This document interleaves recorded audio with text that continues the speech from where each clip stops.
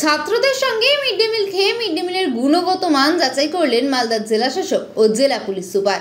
মঙ্গলবার এমনটাই ছবি নজরে এলো মালদার ইংরেজবাজার ব্লকের নরহাট্টা অঞ্চলের বুধিয়া হাই মাদ্রাসায়।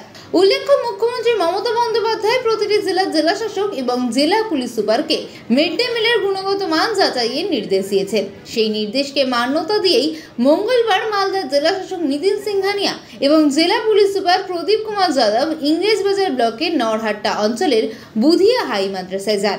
গিয়ে প্রথমেই তারা মিড ডে মিলের রান্নাঘর পরিদর্শন করেন, মিড ডে মিলের চাল ডালের নমুনা সংগ্রহ করেন।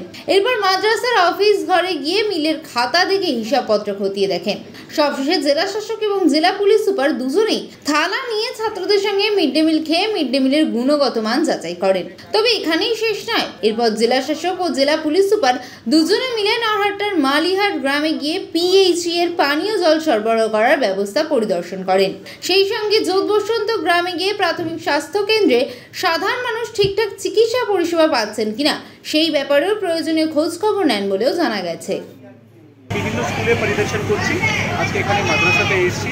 আমরা দেখতে পাচ্ছি এখানে মিড ডে মিল পরিষেবা দেখা হলো, ভালো আছে। স্টুডেন্টসদের ফিডব্যাক নেওয়া হলো, ঠিকই আছে, কোনো সেভাবে অসুবিধা নেই। এখানে অ্যাডিশনাল ক্লাসরুম এখানে নতুন তৈরি করা হচ্ছে পশ্চিমবঙ্গ সরকারের পক্ষ থেকে, এবং মাননীয় মুখ্যমন্ত্রীর নির্দেশে আমাদের জেলায় বিভিন্ন জায়গায় বিভিন্ন স্কুলসগুলো ইন্সপেকশনসগুলো চলছে যাতে সব কিছু ঠিকঠাক হয়।